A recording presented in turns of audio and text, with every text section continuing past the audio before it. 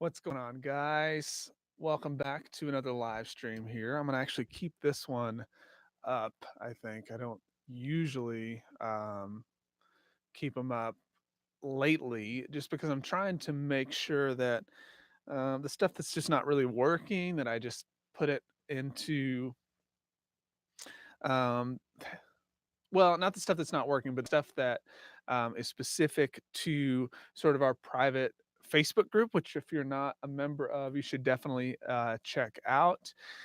You can just go to Facebook and search for Sound and Patterns, and you'll find a Facebook group there that you can just ask to be a part of.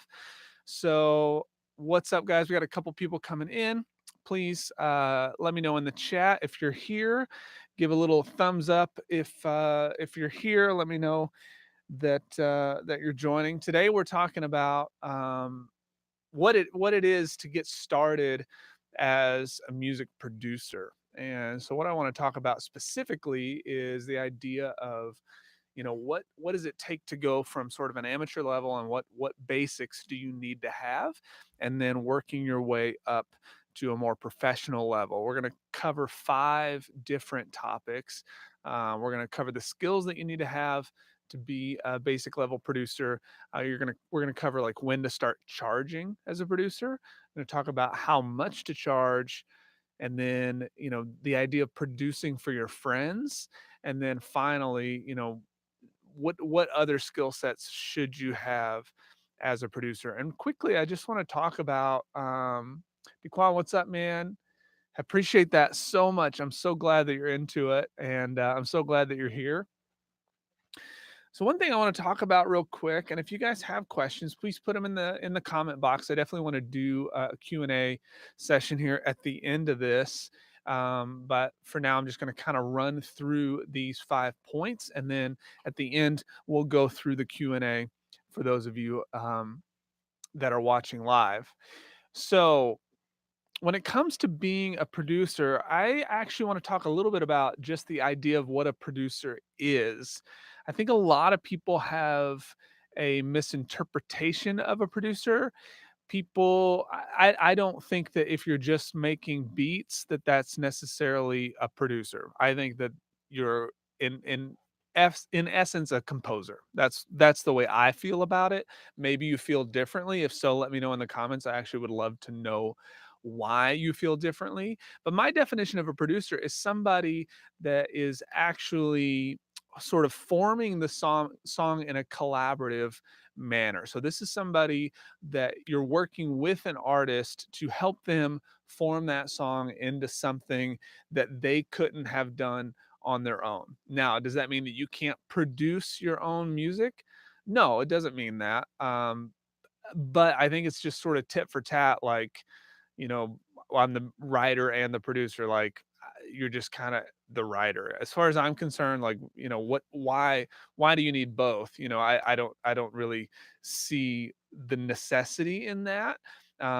In my experience, and the way that I like to treat being a producer is in a producer role, I am there to actually, um help guide the session, help guide the vocalist, the songwriter, whatever it is, the instrumentalist, into a place that makes them feel comfortable, that puts them in a place that we're putting the music into something that they were not expecting. And that's really, and I shouldn't say not expecting, but taking it to somewhere they couldn't have on their own.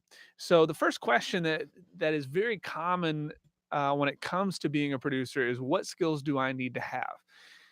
Obviously, I think you need some basic skill set in a DAW, so something like Ableton, Pro Tools, Logic, something like that. I think you need to have skill set in audio engineering. I think you need to understand the idea of mic placement. You need to understand the idea of arrangement within music. All the basics of actually composing and putting together a song, I think, are really, really important when it comes to actually being a producer in the modern age. Now, does that mean you need to know music theory? Maybe not in this day and age, but I do think understanding the constructs and the best practices for songwriting, I think understanding, what's current is important in this day and age, because if you don't understand what's current, the odds are you're not going to be able to get the music into the ears that you need to if you want to start to push that to the next level. Techno Dad says DAW skills, engineering, recording instruments and people, mixing skills, songwriting, and arrangement. So, yeah, and I touched on most of those. What the big one there that Techno Dad said is people skills. I think that is actually a huge, huge, huge one, especially when it comes to working with multiple people at once. So some of the most challenging sessions that I've had as a producer are those where I'm trying to mediate 4 or 5 people at one time. And in those instances, there's a lot of emotional baggage that somebody might have brought to the session. There's a lot of pride and ego that can get put in the situation, and the longer the session is, the easier that it is for somebody to get tired, and all of a sudden that can start to weigh into their decision making. And so setting some ground rules in those sessions is really important. So like for me, I always have a rule of thought, and this just sort of keeps everybody's ego at bay. This helps everybody feel like their ideas are going to be seen. And that idea for me is that um nobody's thoughts are going to go unnoticed, or we're going to try everything, because I feel like that is essentially the most important thing when it comes to collaboration, is actually trying something. You can dismiss an idea, but what you're forgetting in that instance is that maybe that person's idea interpreted by another person is actually really brilliant. So what may seem simple and ignorant to you, if then executed by someone else and the way they're processing that, because it's all subjective, right, could then become the best part of the song. So you have to make sure that you're really open to those kinds of things, and if you're in the producer seat, that you're able to really mediate those people. So that's a really, really great point from Techno Dad there. So beyond that, when do you start charging for being a producer? I There's a lot of debate on this. I think the best time to start charging is as soon as you possibly can. And I don't necessarily think I don't think working for free is bad. I'll say this. But I do think that working for free should really only be utilized in the amount of time that it takes for you to start to develop a portfolio. Once you have a portfolio of even a few songs that you feel really good about, you feel like represents you well, I would start charging right away. And the reason is because what that does for you is it starts to set a value ceiling.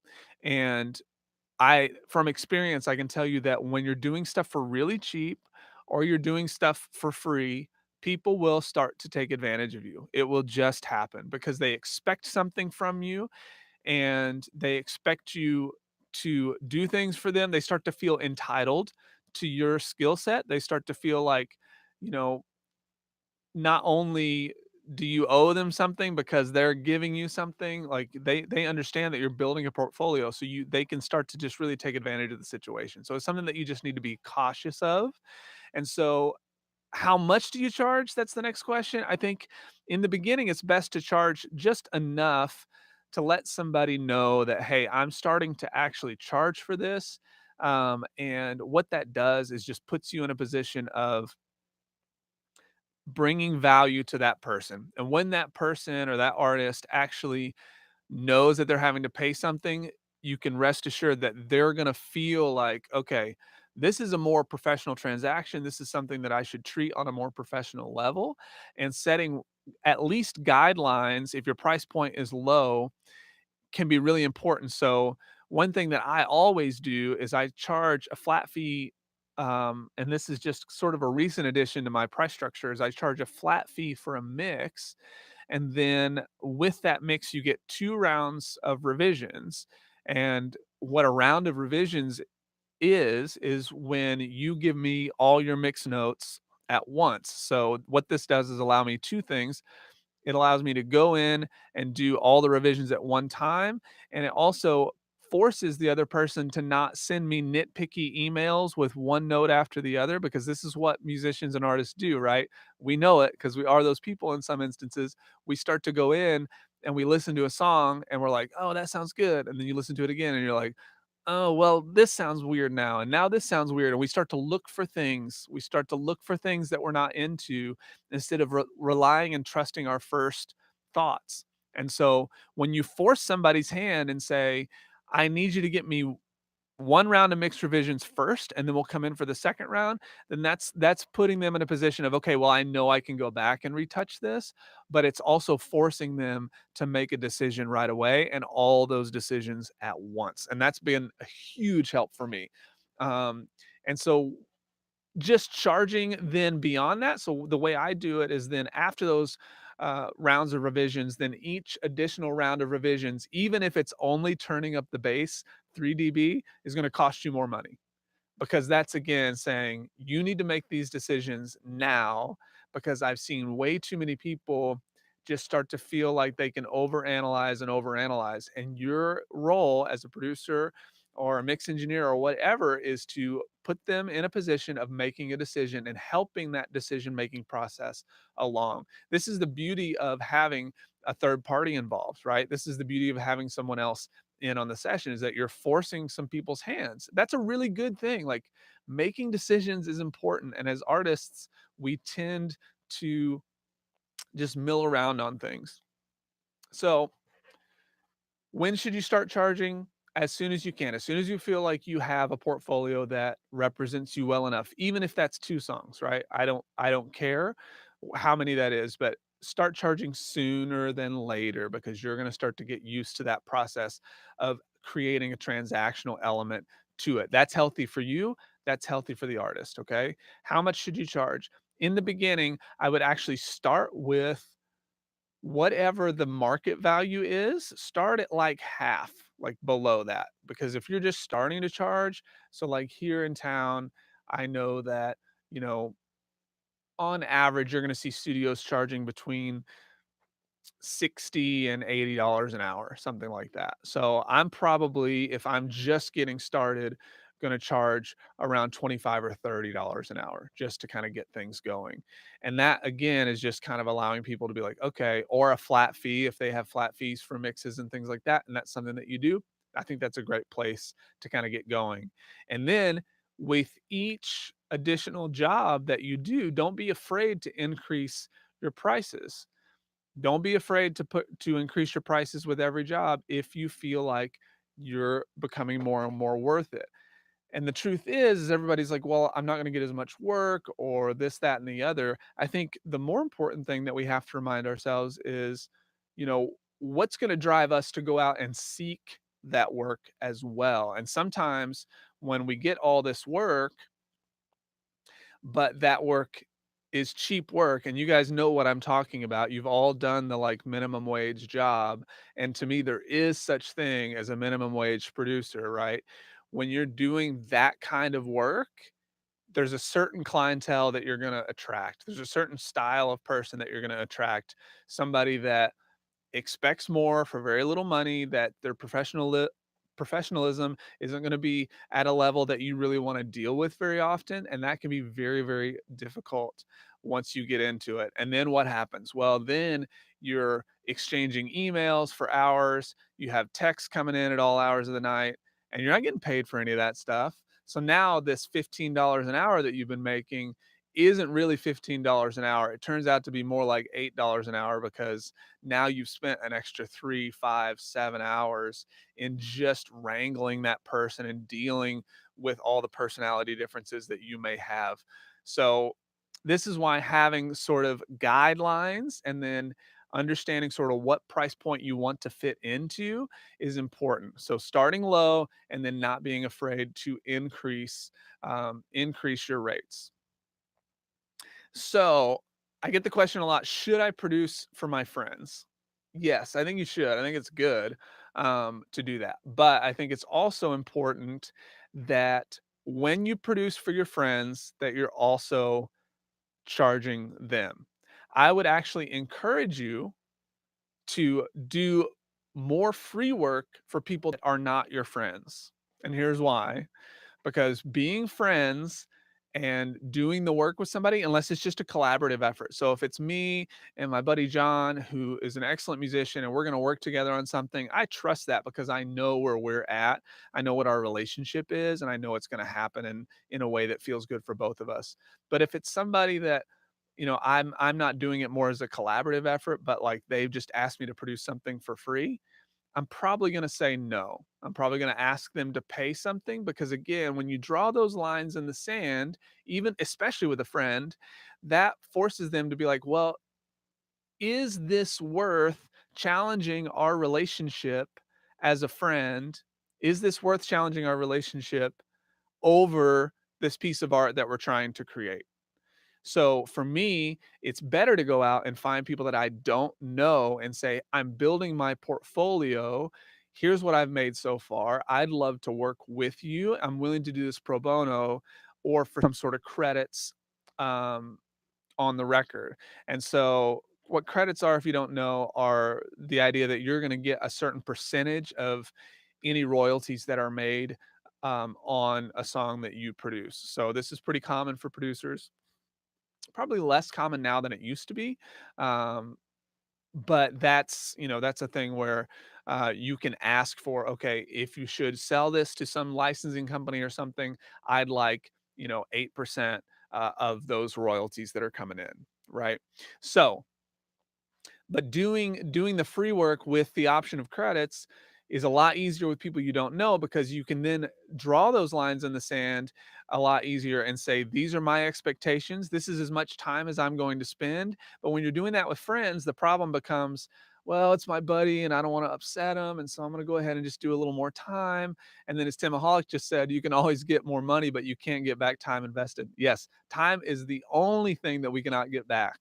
So when you are investing more and more time, that's going to then put a strain on your relationships. That's going to cause a lot of internal struggles and issues. And this can be really, really detrimental to not only you, but the project. And then all of a sudden the project is going to suffer because you're not actually playing the role. You're just trying to, work with your friend and make it all happen. And so then you're not doing your best work.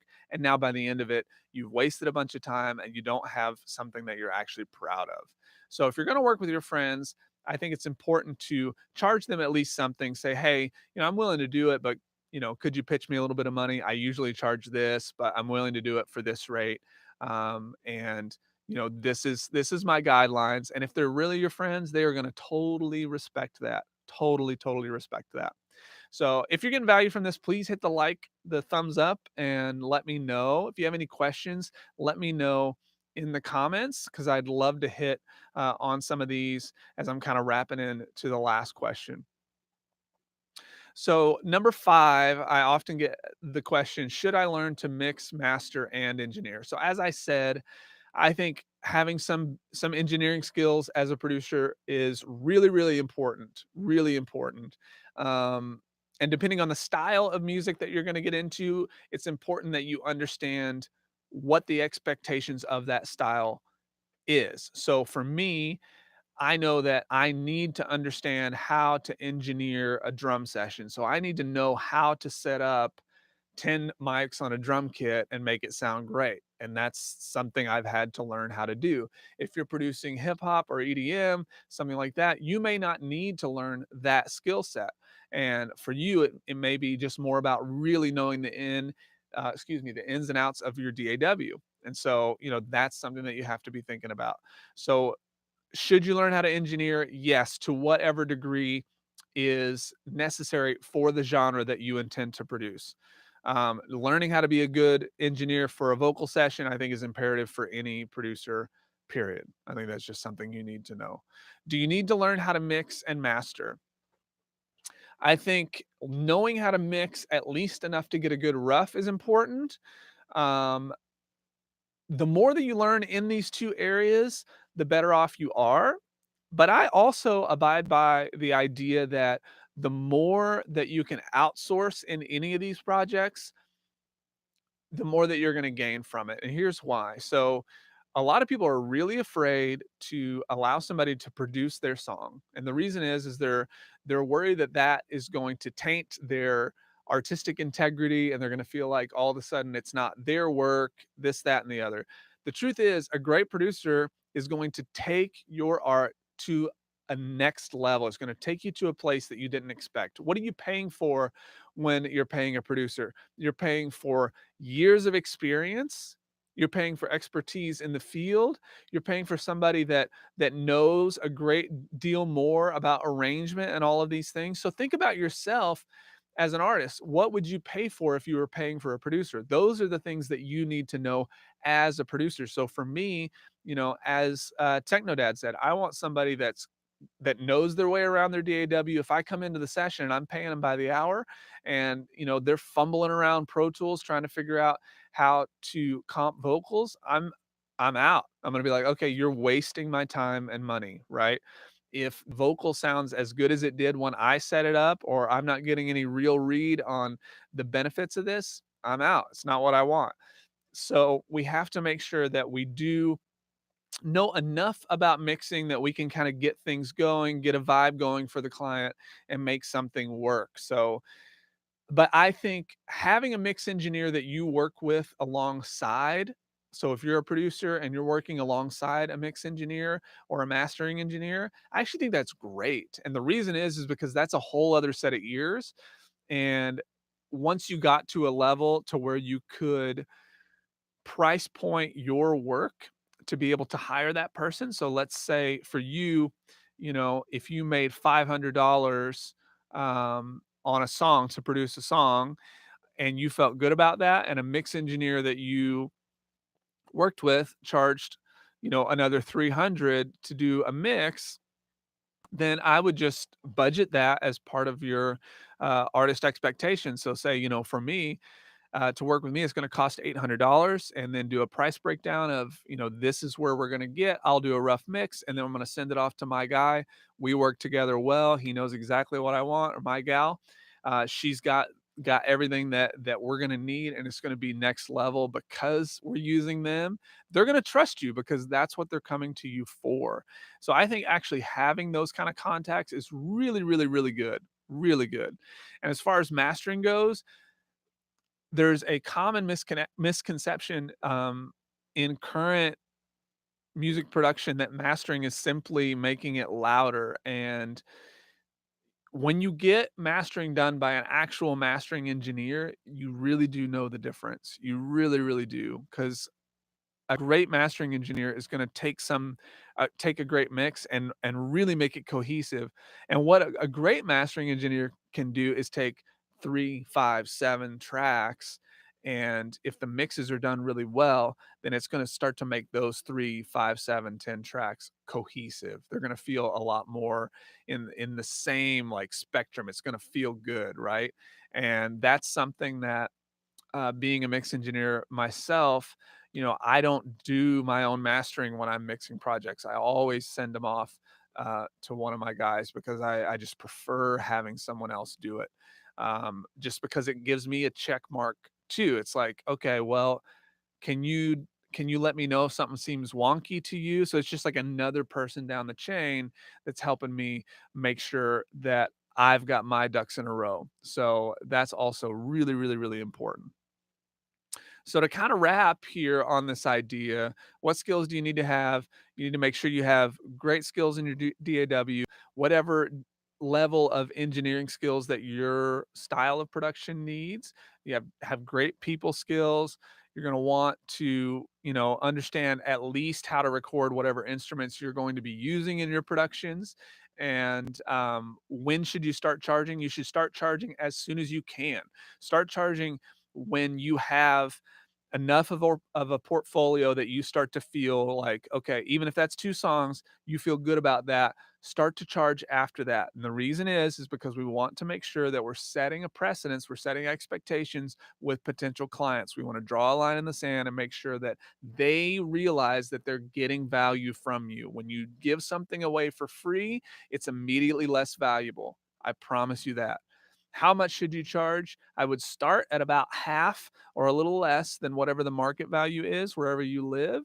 and then work your way up incrementally from there. Don't be afraid to increase your rates to a point that you just start to see issues, and you will see people come around and they're like, well, I actually don't have that much money. If you really want to work on that project, make an offer, see what you can do.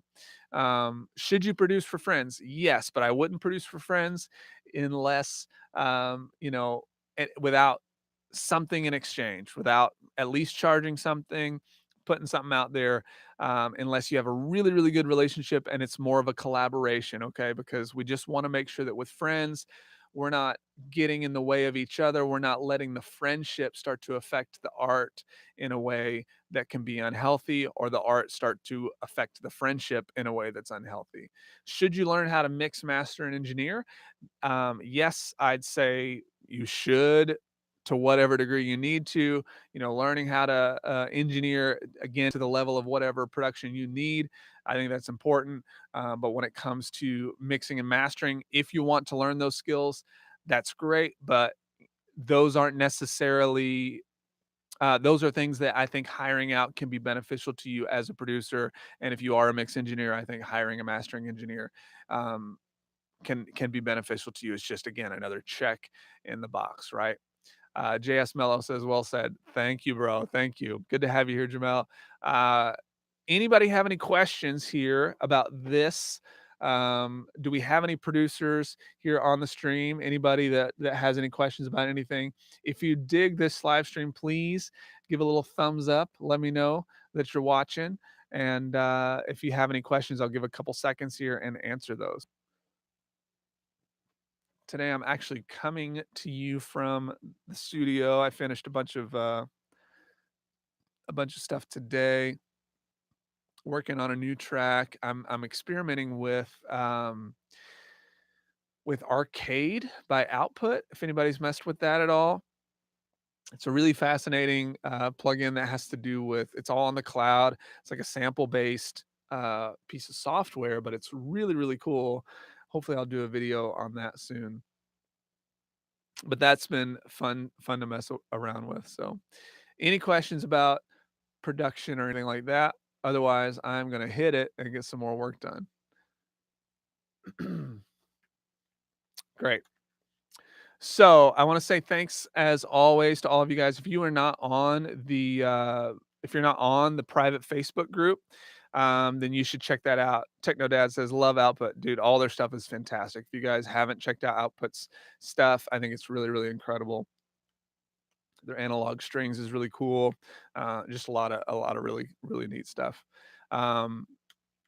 Robin, keep up the good work with your channel. Thank you so much, Robin. I appreciate that. I really, really do. I'm gonna go broke buying all the Output stuff, dude. I know. Yeah, I actually they showed me what my upgrade price was to get everything, and it was like 400 something dollars, and I was like, can I spend 400 something dollars? I think maybe I'd like to, but I can't. I can't afford to do that right now. But I would love to, because I think all their stuff is amazing. Kyle, dude, thanks so much for being here. I miss you too, bro. That's my buddy Kyle Akers, also an incredible bass player and musician from here in the Kansas City area. So cool. Thanks so much again for watching. Check out the private Facebook group. Just go to Facebook and look for Sound and Patterns. You can join us there. We're actually currently taking a member of our Facebook group's song, and we're doing a remix or a cover version of that song through the rest of this month. So if you jump in now, you still got a couple of weeks to take those stems. You can either rework them as a remix, and then that remix will be that remix or cover of that song will be featured on the channel, which will be fun. And yeah, I appreciate you guys being here, and I look forward to the next one. So I'm doing these every Tuesday at 4 p.m. Central for now, and you can expect to see me here. Also doing live streams every other Thursday in the Facebook group, so you can go check those out as well. And we're doing one this Thursday. So I'll see you guys next time.